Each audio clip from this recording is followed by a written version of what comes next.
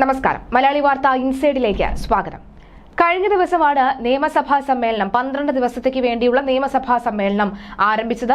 കഴിഞ്ഞ ദിവസം ഈ അനുശോചന സമ്മേളനമൊക്കെ ആയിരുന്നാൽ തന്നെ വലിയ രീതിയിലുള്ള ആക്രമണങ്ങളോ പ്രതിഷേധങ്ങളോ കടന്നാക്രമണങ്ങളോ ഒന്നും തന്നെ ഉണ്ടായിരുന്നില്ല. എന്നാൽ ഇന്ന് അതങ്ങനെയല്ല.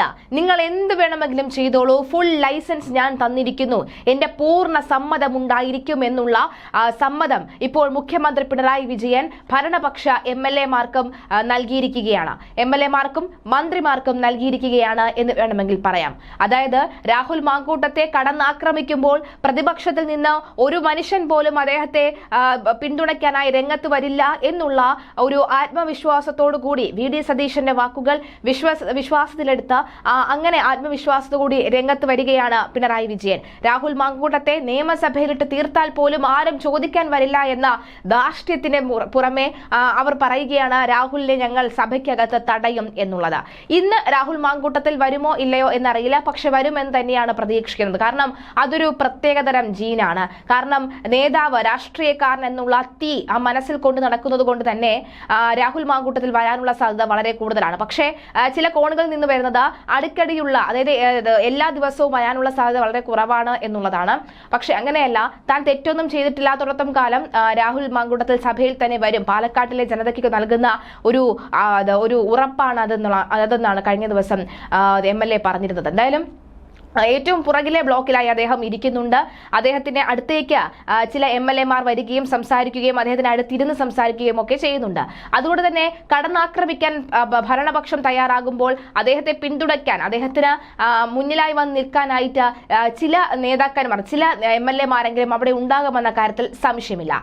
എന്തായാലും തിങ്കളാഴ്ച ചേർന്ന LDF-ന്റെയും CPM-ന്റെയും പാർലമെന്ററി പാർട്ടി യോഗങ്ങളിൽ മുഖ്യമന്ത്രി പിണറായി വിജയൻ ഇതിനുള്ള സന്ദേശം നൽകിയതായാണ് വിവരം.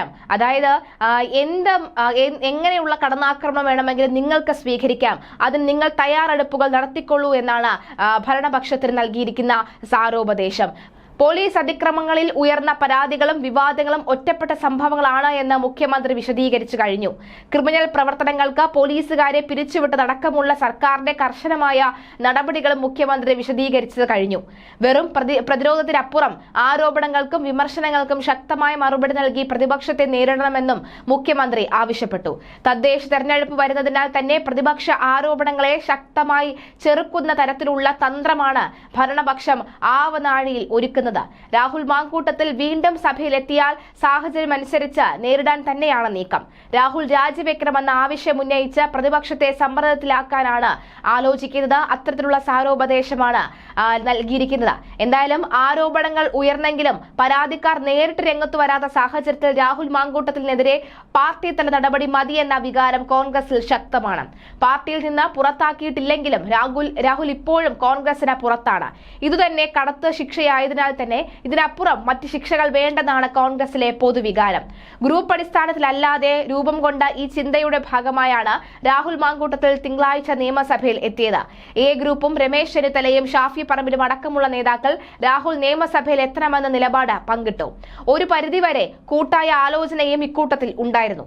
പ്രതിപക്ഷത്തെ മറ്റ് രണ്ടുപേരും ഭരണപക്ഷത്തെ ഒരംഗവും വ്യക്തമായ പരാതിയുള്ള കേസ് നേരിടുമ്പോഴും സഭയിൽ വരുന്നതും കണക്കിലെടുത്തു.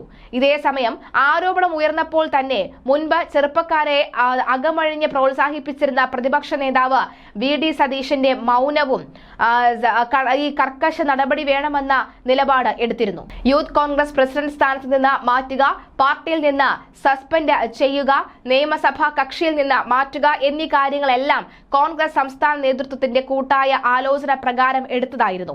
ഹൈക്കമാൻഡിന്റെ അംഗീകാരവും ഈ നടപടികൾക്ക് ഉണ്ടായിരുന്നു. എന്തു തന്നെയായാലും ഇന്ന് സഭയിലേക്ക് രാഹുൽ എത്തുകയാണെങ്കിൽ പ്രതിഷേധം ശക്തമായി ഉയരുമെന്ന കാര്യത്തിൽ സംശയമില്ല. അങ്ങനെ ഉയരുകയാണെങ്കിൽ അവിടെ ഇറങ്ങുന്നത് VD സതീശനായിരിക്കില്ല. ഒരു പക്ഷേ VD മൗനം കൊണ്ട് സീറ്റിൽ തന്നെ ഇരിക്കാനാണ് സാധ്യത. പക്ഷേ ചെന്നിത്തല ഇറങ്ങി ചെന്നിത്തല വേണ്ട പ്രതിരോധങ്ങൾ തീർക്കുമെന്നാണ് വ്യക്തമാകുന്നത്. ഇതിനപ്പുറം നിയമസഭാ സമ്മേളനത്തിന് രാഹുൽ എത്തേണ്ട എന്ന നിലപാടിനോട് പൊതുവെ നേതാക്കൾ യോജിച്ചിരുന്നില്ല.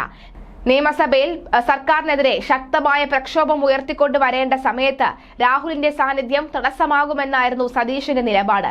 രാഹുൽ നിയമസഭയിൽ എത്തേണ്ട എന്ന് അദ്ദേഹം പരസ്യമായി പറഞ്ഞെങ്കിലും ആ ചാപ്റ്റർ ക്ലോസ് എന്ന മറുപടിയിലൂടെ നിലപാട് വ്യക്തമാക്കുകയായിരുന്നു.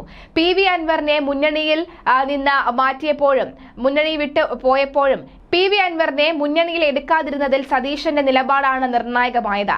പ്രതിപക്ഷ നേതാവ് പാർട്ടിയിൽ മേൽക്കൈ നേടുന്നുവെന്ന പ്രതീതി സൃഷ്ടിക്കപ്പെടുന്നതിലും മറുവിഭാഗം നേതാക്കൾക്ക് നീരസമുണ്ട്. ഒരു നേതാവിനെയും ബന്ധപ്പെട്ടിട്ടില്ല എന്നാണ് രാഹുൽ കഴിഞ്ഞ ദിവസം പ്രതികരിച്ചത്. നിയമസഭയിൽ വരുന്ന കാര്യത്തിൽ പാർട്ടിയിലെ ഒരു നേതാവുമായും ബന്ധപ്പെട്ടിട്ടില്ലെന്ന് രാഹുൽ മാങ്കൂട്ടത്തിൽ പറയുകയാണ്. സസ്പെൻഷനിലാണെങ്കിലും പാർട്ടിക്ക് പൂർണ്ണമായും വിധേയനാണ് താൻ. അതുകൊണ്ട് തന്നെ ഒരു നേതാവിനെയും നേരിൽ കാണാൻ ശ്രമിക്കുകയോ ബന്ധപ്പെടുകയോ ചെയ്തിട്ടില്ല. അതുകൊണ്ട് തന്നെ സഭയിൽ വരുന്നത് ആരുടെയും ഉപദേശം ധിക്കരിച്ചുമല്ല. തുടർ ദിവസങ്ങളിൽ സഭയിൽ എത്തുമോ എന്ന ചോദ്യത്തിന് അദ്ദേഹം മറുപടിയും പറഞ്ഞിരുന്നില്ല. രാഹുൽ മാങ്കൂട്ടത്തിൽ തിങ്കളാഴ്ച നിയമസഭയിൽ എത്തിയെങ്കിലും തുടർച്ചയായി എത്തില്ല എന്നാണ് സൂചന. പ്രതിപക്ഷം സർക്കാരിനെതിരെ കടന്നാക്രമണം നടത്തുന്ന ദിവസങ്ങളിൽ സഭയിലെത്തി പോരാട്ടത്തിന് തടസ്സമാകേണ്ടതാണ് രാഹുലിനെ രംഗത്തിറക്കാൻ ശ്രമദാനം നടത്തുന്നവരുമായി എത്തിയ ധാരണ.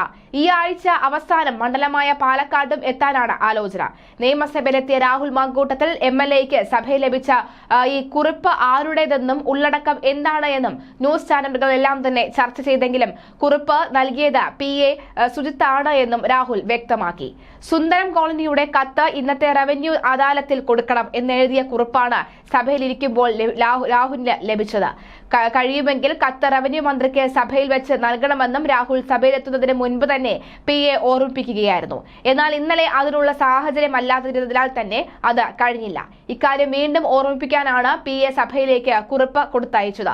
നിയമസഭാ ജീവനക്കാരൻ കൈമാറിയ കുറിപ്പ് രാഹുൽ ശ്രദ്ധാപൂർവ്വം വായിക്കുകയും മറുപടി എഴുതി തിരിച്ച് ഇതേ ജീവനക്കാരനെ ഏൽപ്പിക്കുകയും ചെയ്തു. 5 മിനിറ്റിനകം രാഹുൽ സഭയിൽ നിന്ന് ഇറങ്ങി. ഇതോടെയാണ് പാർട്ടി നേതൃത്വം കൊടുത്ത നിർദ്ദേശമാണ് കുറിപ്പിലുണ്ടായിരുന്നത് എന്ന വാർത്ത വന്നത്. കുറിപ്പ് നൽകിയിട്ടില്ലെന്ന പ്രതിപക്ഷ നേതാവിന്റെ ഓഫീസും KPCC പ്രസിഡന്റ് ഓഫീസും വ്യക്തമാക്കി. ഇതിനുശേഷമാണ് കുറിപ്പ് നൽകിയത് PA ആണ് എന്ന് പറഞ്ഞ രാഹുൽ ഉള്ളടക്കം വിശദീകരിച്ചത്. അവകാശമെന്ന് നേതാക്കൾ പറയുകയാണ്. പാർട്ടിയിൽ നിന്നും സസ്പെൻഡ് ചെയ്യപ്പെട്ട രാഹുൽ മാങ്കൂട്ടത്തിൽ നിയമസഭയിലെത്തിയത് അദ്ദേഹത്തിന്റെ അവകാശമാണെന്ന് വിശദീകരിക്കുകയാണ് നേതാക്കൾ. പാർട്ടി നടപടി നേരിട്ടുണ്ടെങ്കിലും ജനങ്ങൾ തെരഞ്ഞെടുത്ത നിയമസഭാംഗമാണല്ലോ അദ്ദേഹം എന്നാണ് KPCC പ്രസിഡന്റ് സണ്ണി ജോസഫ് പ്രതികരിച്ചത്. എന്തായാലും രാഹുൽ ഇന്ന് എത്തുമോ ഇല്ലേ എന്നത് നിർണായകമാണ്. അഥവാ എത്തുകയാണെങ്കിൽ രാഹുലിനെ തീർക്കാൻ പോലും പദ്ധതിയിട്ട MLAമാർ നിൽക്കുന്നു എന്ന് വ്യക്തമാകുന്നു. പക്ഷെ അങ്ങനെയെങ്കിൽ പ്രതിഷേധം ശക്തമാകും. ഭരണപക്ഷം എന്താണ് രാഹുലിനെതിരെ എടുക്കുന്ന തീരുമാനം എന്നറിയില്ല. രാഹുൽ ഇന്ന് എത്തുമോ ഇല്ലയോ എന്ന് പോലും അറിയില്ല. എന്തായാലും ഇന്ന് എത്താനുള്ള സാധ്യത വളരെ കൂടുതലാണെന്നാണ് വ്യക്തമാകുന്നത്.